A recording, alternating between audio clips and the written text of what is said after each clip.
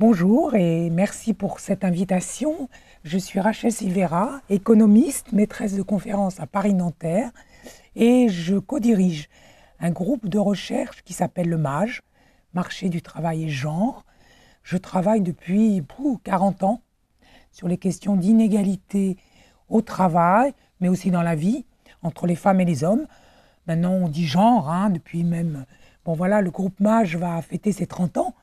Dans la recherche, ça fait longtemps qu'on préfère ce mot genre parce que il ne s'agit pas simplement d'une histoire de femmes, même si on va parler beaucoup d'elles, mais aussi des rapports qu'on entretient, nous femmes, avec les hommes, dans un système de domination masculine, pour l'appeler comme ça. J'aime pas trop patriarcat, ça fait tout de suite le torchon brûle. Nous cherchons à défendre l'égalité avec les hommes, pas contre, ou tout contre les hommes peut-être. Et donc ces combats, il faut les mener ensemble. Et on va parler de différentes luttes où justement, souvent, l'un des éléments qui va jouer, c'est le fait que ces hommes vont être ou pas partie prenante du combat de femmes. Alors, la commande, le point de départ, c'est d'évoquer une lutte qui a fêté son siècle. Donc on est en 1924 avec les sardinières de Douarnenez qui ont fait une grève incroyable. Et donc ça fait juste un siècle. Alors c'est drôle parce que il n'y a pas longtemps, on pouvait dire en 24 ou comme on dit en 14. Ben maintenant on ne peut plus le dire puisqu'il y a 2024. C'est une parenthèse, mais voilà, un siècle que cette lutte a eu lieu. Donc, je vais y revenir. Puis, je voudrais évoquer, élargir à d'autres luttes. Et puis, finir sur ma dernière recherche, qui est sur les métiers du soin et du lien aux autres. Donc, puisque je suis de passage avec vous, j'aimerais bien évoquer au moins un résultat qui me paraît important et puis qui ouvre sur de nouvelles perspectives de lutte, peut-être. Alors, la belle grève des sardinières de 1924, c'est d'ailleurs le titre qu'avait retenu Lucie Colliard, que l'on va retrouver dans cette lutte, qui est une institutrice communiste et qui va participer à cette lutte. Elle va venir, à l'époque, les militants, les militantes se déplacer. Donc, elle entend parler de cette lutte, elle va venir et elle va permettre de faire de cette lutte aussi une lutte féministe. On va y revenir. Lutte de femmes, lutte féministe, ça ne va pas de soi. Toutes les luttes de femmes ne sont peut-être pas des luttes féministes. Je vais vous montrer mon point de vue, c'est que oui. Donc, Lucie Colliard, en 1924, en était persuadée lorsqu'elle a entendu parler de cette révolte des sardinières que l'on appelait les peines sardines à cause de leur coiffe.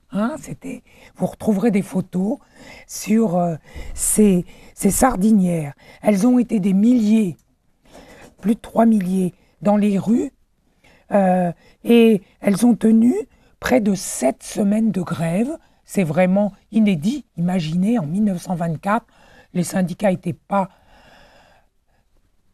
n'étaient plus ce qu'ils étaient. Donc c'est la naissance, ça fait même pas 30 ans que les syndicats existent, et notamment la CGT.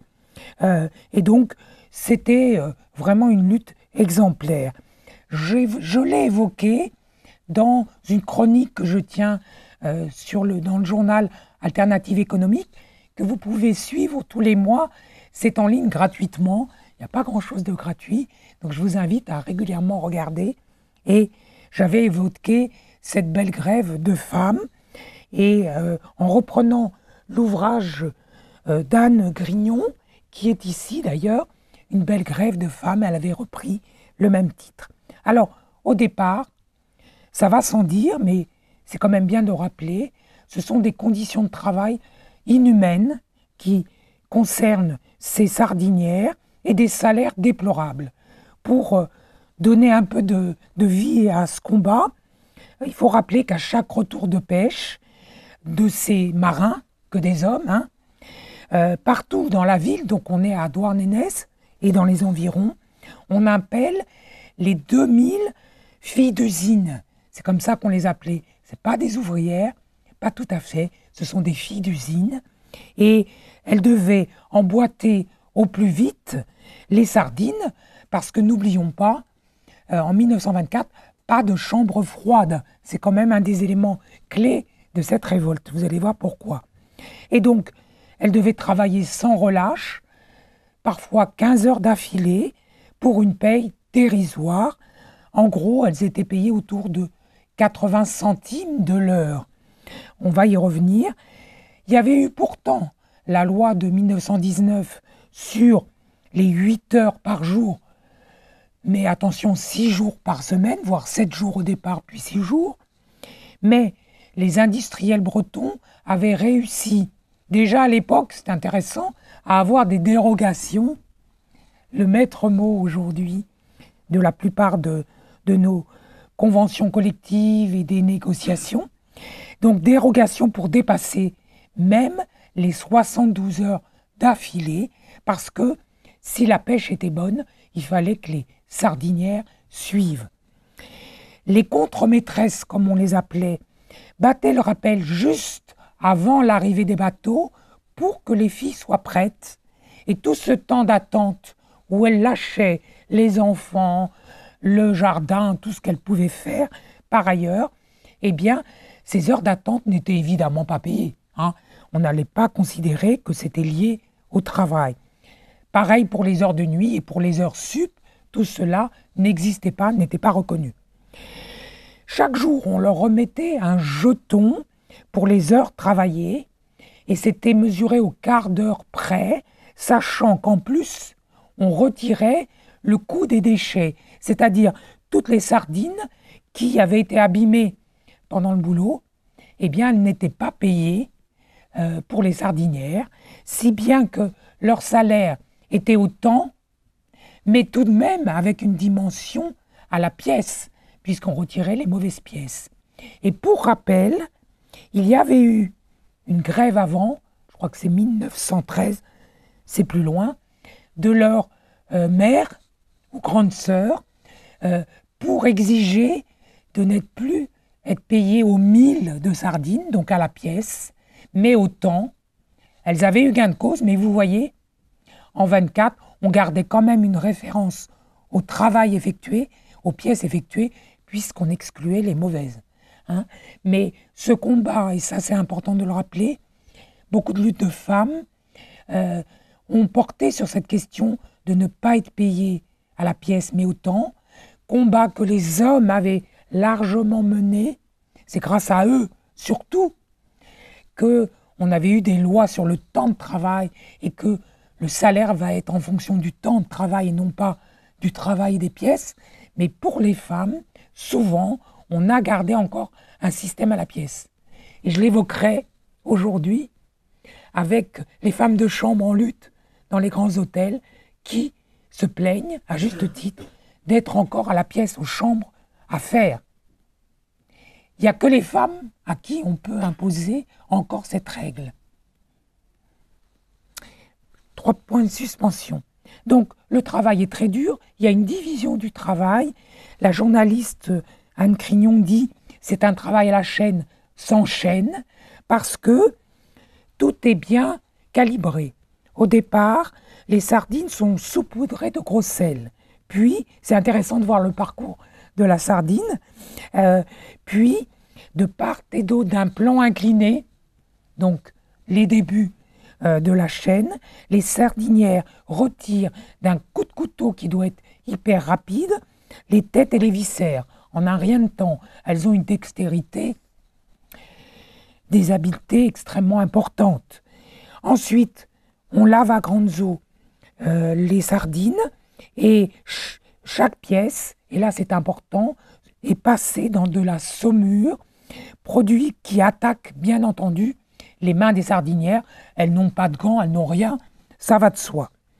Après une demi-heure, les sardines sont rincées, rangées dans des grands paniers, et ce sont des jeunes filles, des petites filles devrait-on dire, qui portent ces paniers pleins, extrêmement lourds, et là aussi on attire l'attention sur le sort des petites filles.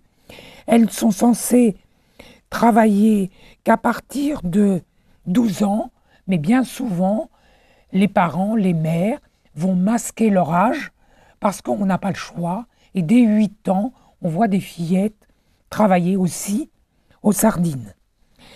Alors, donc nos sardines sont passées dans la saumure, elles sont portées dans les paniers. Après, il y a le temps de séchage. Puis, et je ne le savais pas, les sardines sont mises à frire dans l'huile. Donc encore une partie du boulot extrêmement pénible, chaud et bruyant. Et elles seront enfin mises en boîte, là aussi avec un savoir-faire très reconnu, parce que la boîte de sardines ne doit pas être ni trop pleine, ni trop lâche. Il y a un calibrage à avoir dans un temps record, puisque il faut accélérer. Les contremaîtresses sont là pour ça. Enfin, le sertissage des conserves, là, est assuré par des hommes. C'est le seul moment où on les retrouve au début et en fin de chaîne. Donc vous voyez, un travail extrêmement dur, si bien que ces pennes sardines vont en avoir ras-le-bol. Et donc en novembre 2024, on commence déjà à discuter, bien avant, sur le fait d'être payé que 80 centimes de l'heure, d'avoir des conditions de travail extrêmement pénibles et de ne pas s'en sortir. Et à cette époque-là, il y avait autour de l'horloge, à la sortie de l'usine, un lieu d'affichage où les revendications étaient exposées, où des syndicalistes de la CGT intervenaient régulièrement. Et là, finalement, les femmes commencent à se réunir et à prendre conscience qu'elles n'en pouvaient plus. Et donc, c'est dans l'usine Carnot de boîtes de conserve que ces ouvrières vont demander à rencontrer le contremaître pour discuter salaire et conditions de travail. Refus du contremaître et une centaine d'ouvrières vont déclencher la grève et aller faire le tour des usines, avec d'ailleurs des manœuvres, hommes qui les accompagnent.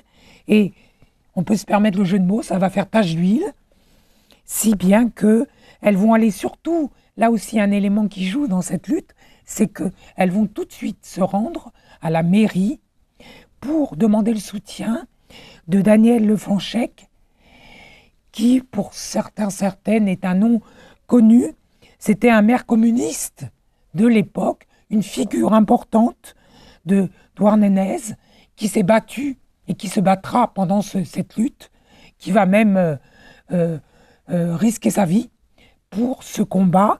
Et il va tout de suite leur apporter un soutien important. Ça change tout, entre parenthèses, de mener une grève, de démarrer une grève dans une ville où la mairie vous soutient.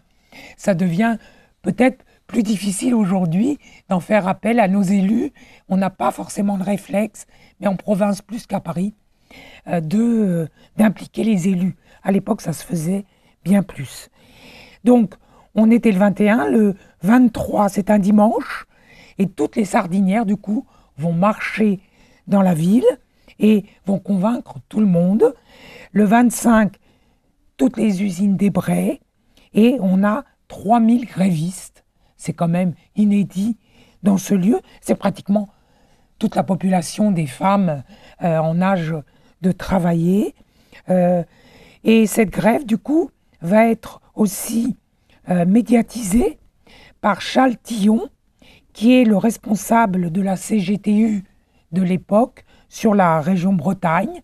C'était l'un des fondateurs des francs-tireurs partisans et qui sera ministre à la Libération. Donc, c'est pas rien. La Bretagne est toujours une région très intéressante du point de vue des luttes et des mobilisations politiques. Et je vous ai dit, Lucie Colliard va se joindre au mouvement et lui donner de l'importance, montrer que cette grève, est une grève aussi de femmes, pour que les femmes soient payées comme les hommes, pour qu'on reconnaisse leurs conditions de travail, mais aussi leurs conditions en tant que femmes, bien souvent mères. Très vite, il y a un comité de grève qui se met en place. On organise des soupes populaires puisque les mères sont en grève. Elles ne peuvent pas rentrer chez elles. C'est très important. Il y a des collectes qui sont faites dans les villages voisins, des caisses de grève, chose un peu inédite. Des crèches sont mises à la disposition des grévistes. Vous voyez, le mouvement social est capable d'inventer ce qu'on demandera ensuite pour des employeurs, pour permettre aux femmes salariées de travailler tout en ayant des enfants. Et ce qui est intéressant, comme dans beaucoup de luttes, par exemple, que peuvent raconter Michel Perrault, c'est qu'il y a toujours un côté festif, heureux dans les grèves de femmes, dans ces mobilisations, comme si finalement elles se découvraient une vraie vie de citoyenne et elles reprenaient finalement leur vie en main. Ça, c'est les mots d'aujourd'hui, il faut faire attention, mais tout de même, c'est très important. Il y a dans toutes ces grèves toujours ce côté festif et on raconte que pour les jours de grandes manifestations, on sortait le châle à franges que l'on gardait d'abord essentiellement les jours de fête. Donc vraiment, on voit que l'importance pour elles, mais aussi pour les maris de cette grève, entre parenthèses, les maris suivent le mouvement, les soutiennent, même s'ils ne sont pas en grève, parce qu'on est en hiver. C'est la trêve, il n'y a plus de pêche. Et donc en fait, le patronat laisse courir et pourrir le mouvement en attendant janvier. Il se dit d'ici là, les femmes auront repris et tout rentrera dans l'ordre. Ça ne va pas se passer comme ça, parce que la pression des grévistes, la pression des élus, fait que le ministre du Travail de l'époque, Justin Godard, va essayer de rencontrer les ouvrières et le patronat. Le patronat refuse qu'il y ait une négociation commune, mais il y a 2 délégations qui sont reçues à Paris. Vous imaginez, 3 sardinières vont accompagner Lucie Coyard, et puis il y a une délégation patronale. Je vous raconte ce détail parce que ce jour-là, le patron, l'équipe dit non. C'est un certain Béziers qui est à la tête du mouvement, mais il profite de sa venue à Paris pour rencontrer un syndicat patronal. Alors j'ai perdu le fil, c'est pas grave, je ne me rappelle pas de son nom. Et il va faire appel, au syndicat libre pour demander et pour louer les services de briseurs de grève. Et donc là, c'est un tournant important parce que le 1er janvier, retour à Douarnenez, c'est la fête partout, plus ou moins. Et il se trouve que les fameux briseurs de grève, qui sont des fachos violents, vont se saouler et vont tirer sur le maire de la ville. Il va s'en sortir tout juste. Il était avec son neveu qui sera handicapé à vie. Et un 3e type, je ne sais plus ce qui lui arrive. Mais en tout cas, c'est cet élément-là qui va faire basculer la grève et le mouvement, puisque à l'époque, l'Humanité va titrer à Douarnenez « Première flaque de sang fasciste ». Et là, le gouvernement va y avoir dans la presse de telles réactions que le gouvernement va faire pression et obliger les industriels qui ne sont pas très fiers d'eux, entre parenthèses, ce qui est fou, j'ai commencé à regarder, mais bon, c'est une anecdote pour moi, toute cette lutte, donc c'est pas mon travail, je ne suis pas historienne, mais ça m'a intéressé de regarder que le procès qui sera intenté contre ces briseurs de grève, tout de même, et donc de ces industriels, va être clos, va être classé sans suite, parce que, il y a eu des pressions, mais en attendant, c'est quand même les médias de l'époque et la foule qui auront raison puisque le gouvernement obtient des négociations. Et là, ce qui est intéressant, c'est que les sardinières vont obtenir leur première revendication de passer à 1 franc au lieu de 80 centimes de l'heure.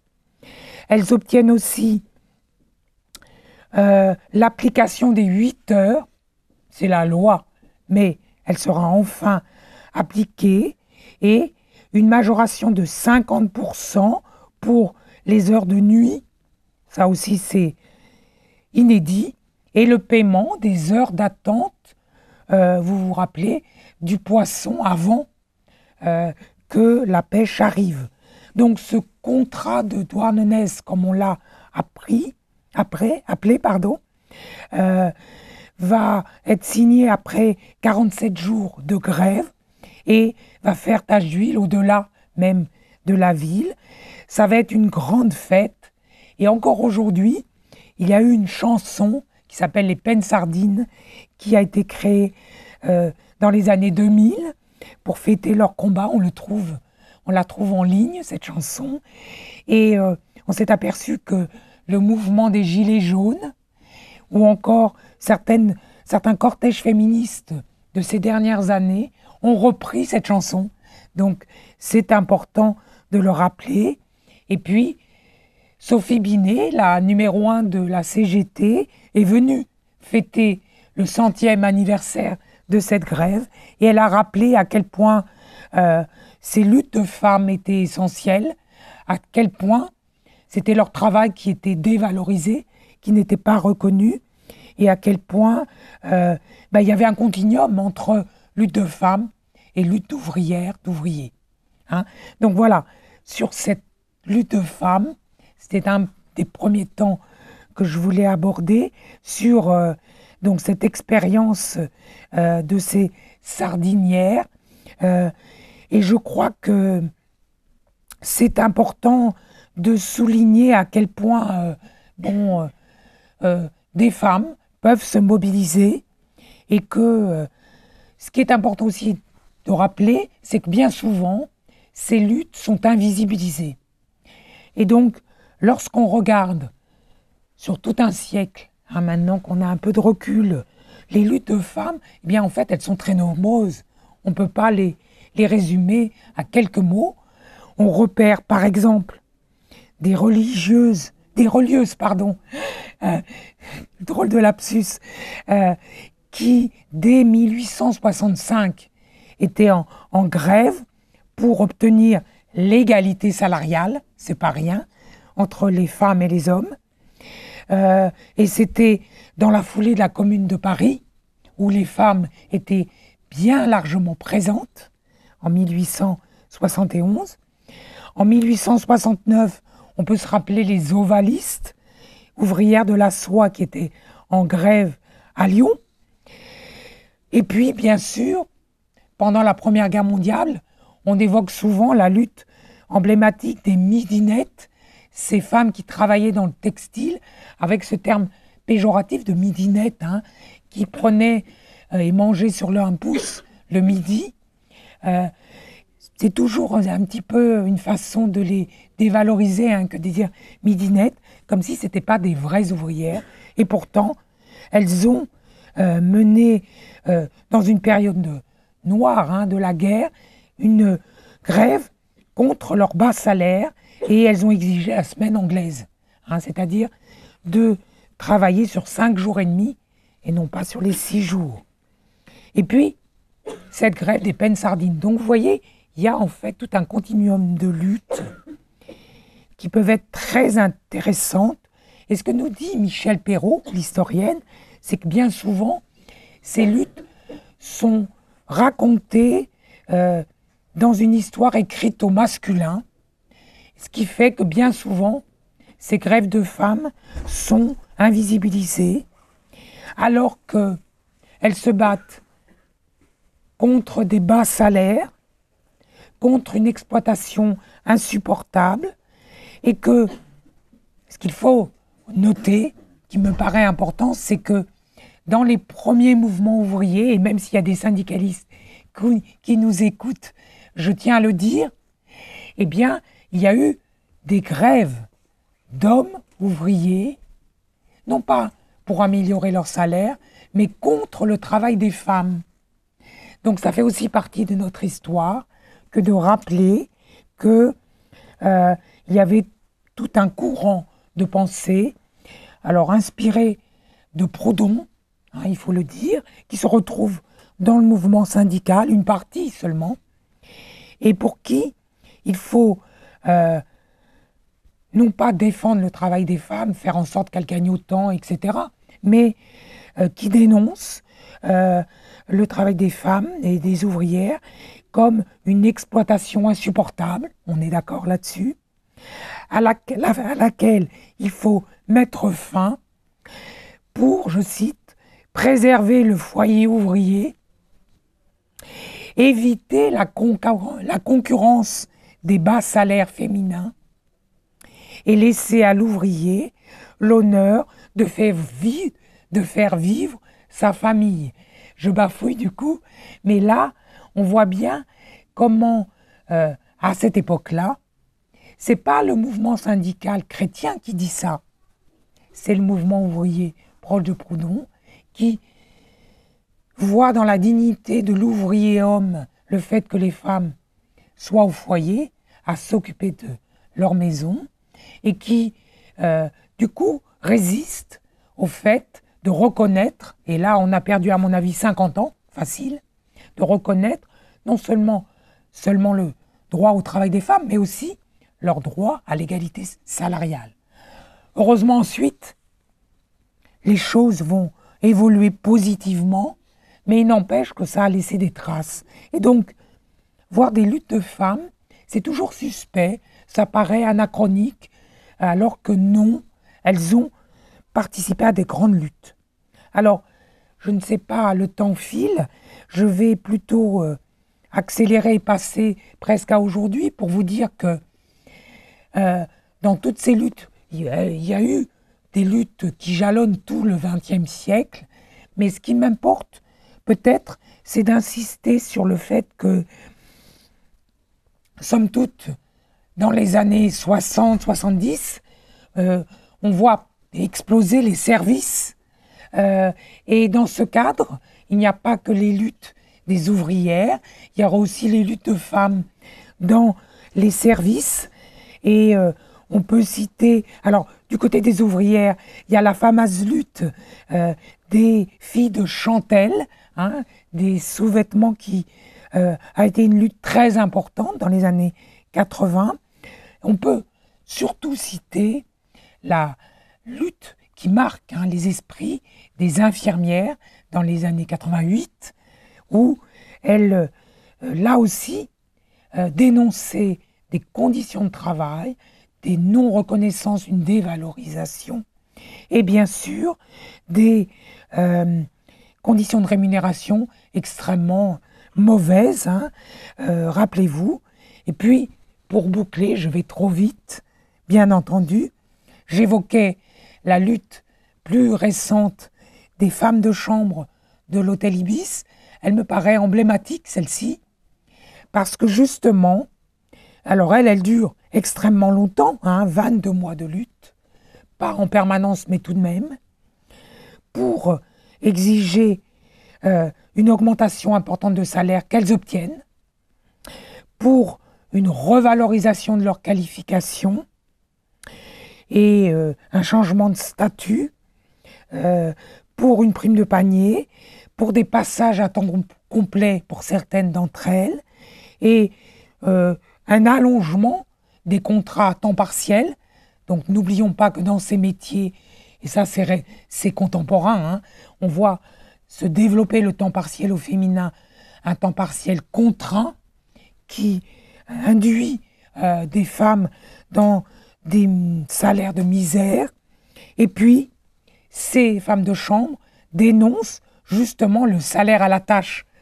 On reboucle sur ce que je vous ai dit à propos des sardinières, puisque on les rémunérait avec 3 voire 4 chambres à faire dans l'heure. Et là, elles exigent qu'on ralentisse le rythme et elles passent à 3 ou 2 chambres quand elles sont grandes. Donc, vous voyez qu'il y a un continuum dans toutes ces luttes.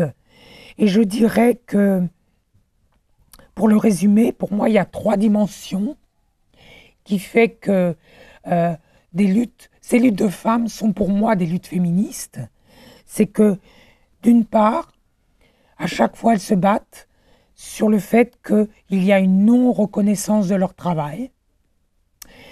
Ensuite, elles se battent contre des salaires de misère parce que les inégalités de salaire sont d'hier à aujourd'hui toujours là, même pour un même boulot ou pour un boulot de valeur égale. Et je vais en dire encore un mot si j'ai le temps. Et puis, qui plus est, elles n'ont pas droit à des déroulements de carrière, là où des ouvriers vont obtenir des échelons, une évolution, des qualifications et des classifications qui bougent, pas beaucoup, mais qui évoluent. Elles, c'est le plancher collant, comme on dit. Elles n'évoluent pas ou très peu.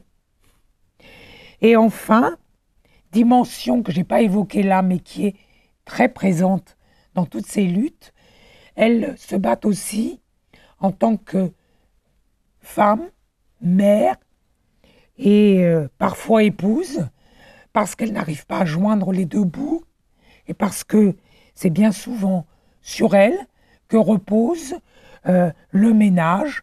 C'est à elles de faire tourner la popote, de s'occuper de tout, des enfants, et elles le disent très vite dans les luttes. Je pense encore à une autre grève, celle tout récemment des Verbaudet.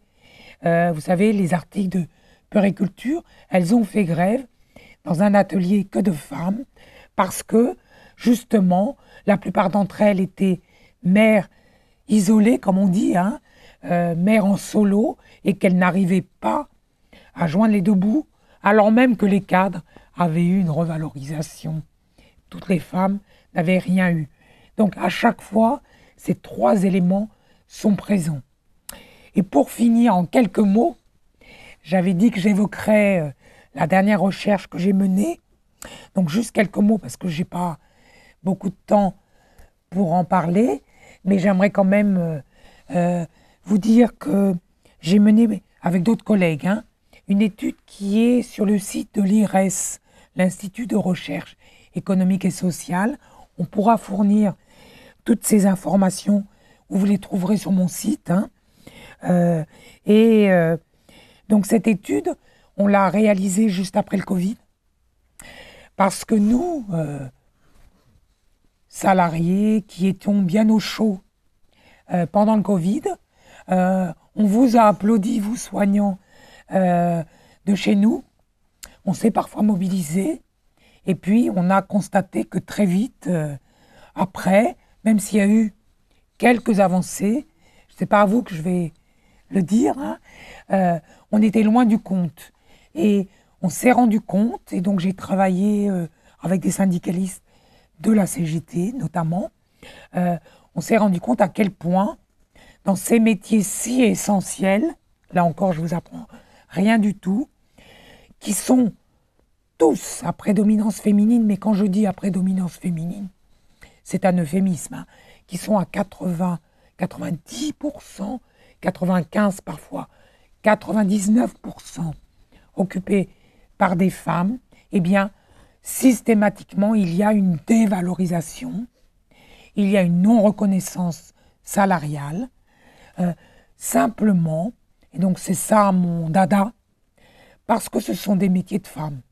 Et je vais prendre un exemple qui illustre bien cela, qui nous renvoie aussi à l'histoire. C'est la construction du métier d'infirmière. Quand, au XIXe siècle, c'est pour ça que j'ai fait ce lapsus avec les religieuses, c'était un métier, c'était pas un métier, c'était une vocation des bonnes sœurs. Elles étaient nourries, logées, blanchies bien sûr, et elles servaient Dieu et s'occupaient des malades, des patients. Quand on a laïcisé les hôpitaux, Eh bien, figurez-vous que parmi les débats qui ont eu lieu concernant la construction du métier d'infirmière, eh bien, un débat qui a fait du bruit, c'était faut-il payer, rémunérer les infirmières au-delà du strict nécessaire? La crainte des politiques de l'époque était de faire de ce métier, je cite, un métier de mercenaires, où si on les rémunérait trop bien, n'importe qui, des hommes, qui sait, aurait accepté de devenir infirmier, infirmière, juste pour l'appât du gain. Et donc, on a d'emblée limité au strict minimum ces rémunérations-là. Et je pense que cette histoire, elle est encore imprégnée dans notre culture, parce que quand on pense à ces métiers, donc infirmière, aide-soignante, sage-femme, pour parler de l'hôpital, mais aussi dans notre étude, aide à domicile, travailleuse sociale, etc., etc., de la petite enfance jusqu'aux personnes en perte d'autonomie, tous ceux et celles, mais surtout celles qui s'occupent de nos vies, eh bien, cela renverrait non pas des vrais métiers, des vraies professions, encore aujourd'hui, mais finalement à des compétences naturelles. Ce qu'elles font si bien chez elles, soigner, accompagner, nourrir, éduquer, parce qu'on peut mettre les profs des écoles dans le lot, etc., etc., elles le font naturellement. Ce n'est pas la peine d'avoir des vraies professions reconnues. Et c'est là-dessus que les employeurs se sont finalement battus pour ne pas reconnaître totalement ces métiers et ne pas les rémunérer à la hauteur des compétences réelles. Et cette histoire-là, on la retrouve encore aujourd'hui. Alors, je vous invite à regarder les résultats de cette étude. On a fait d'abord une grande enquête qu'on avait appelée « Mon travail le vaut bien », où l'on donne la parole. Il y a eu 7000 réponses de soignants, soignantes et de ces personnels pour montrer à quel point leur travail est important et qu'il est dévalorisé. Et puis après, on a appliqué la méthode québécoise, auquel je tiens beaucoup, parce qu'au Québec, la loi est bien plus simple à appliquer qu'en France. Lorsque vous avez une profession ultra féminisée, comme les infirmières, eh bien, vous pouvez exiger de votre employeur, privé ou public, de comparer vos rémunérations avec les rémunérations d'un métier à prédominance masculine qui serait de même valeur. En l'occurrence, disons, un technicien. Si on peut prouver qu'il s'agit d'un travail comparable, eh bien alors, l'employeur doit appliquer l'égalité salariale. En France, ça serait possible. La loi dit bien un salaire égal pour un travail égal, mais aussi un travail de valeur égale. Donc, on peut comparer, c'est ce qu'on a fait nous, mais ce que ne font évidemment pas, vous allez comprendre pourquoi, ou peu les employeurs, ou peu encore les salariés eux-mêmes, ou les agents, eh bien, on a osé comparer les sages-femmes, leur travail et leur rémunération, avec des ingénieurs hospitaliers. Et on a été sur le terrain. Je vous invite à regarder l'étude. Il y a eu un article dans Le Monde qui en parle, où on a repris nos travaux. Et on montre que malgré les grandes luttes, on aurait pu aussi parler d'elles, des sages-femmes, malgré le nouveau protocole, eh bien, dans le déroulement de carrière, si on estime que le travail est comparable, on pourrait même discuter et estimer que le travail lui-même n'a pas forcément la même valeur. Mais même, on suppose déjà qu'il serait avec des responsabilités équivalentes, avec une charge mentale physique équivalente. Déjà, on peut en discuter, mais à supposer qu'ils soient équivalents, on démontre que en fin de carrière, les ingénieurs qui ont un déroulement de carrière plus conséquent ont la possibilité de finir bien mieux rémunérés qu'une sage-femme en fin de carrière. Et ça reste vrai. Et pour ma part, mon analyse, je ne suis pas la seule, vient de cette conception du travail, encore très sexiste. D'un côté, un vrai travail qui consiste pour un ingénieur à encadrer des équipes, à être responsable de la technique d'un hôpital, de ses machines, de l'informatique, et de l'autre, des sages-femmes, où pour une part, alors on reconnaît quand même la technicité, on n'en est pas là, mais il y a toute une partie du travail d'ailleurs qui est aujourd'hui mise à mal, d'accompagnement qui est si naturel que c'est même pas la peine d'en parler, quasiment. Et donc, c'est cette vieille histoire qui ressurgit encore aujourd'hui et qui, à mon sens, fait que, on n'en est pas encore à reconnaître tout le travail des femmes. Il y a encore des batailles, à mon avis, à mener. Et donc, pour finir, je dirais que aujourd'hui, j'incite celles qui le souhaitent à peut-être imaginer une action de groupe. La loi a changé depuis 2016. On peut désormais porter des actions de groupe en justice. Ça veut dire que vous n'êtes pas toute seule à aller vous battre et à dire « moi », mais vous êtes un groupe de salariés, pourquoi pas des sages-femmes. Certaines ont commencé à y réfléchir, j'en ai parlé alors auprès de l'ordre des sages-femmes, et puis des sages-femmes m'ont contacté.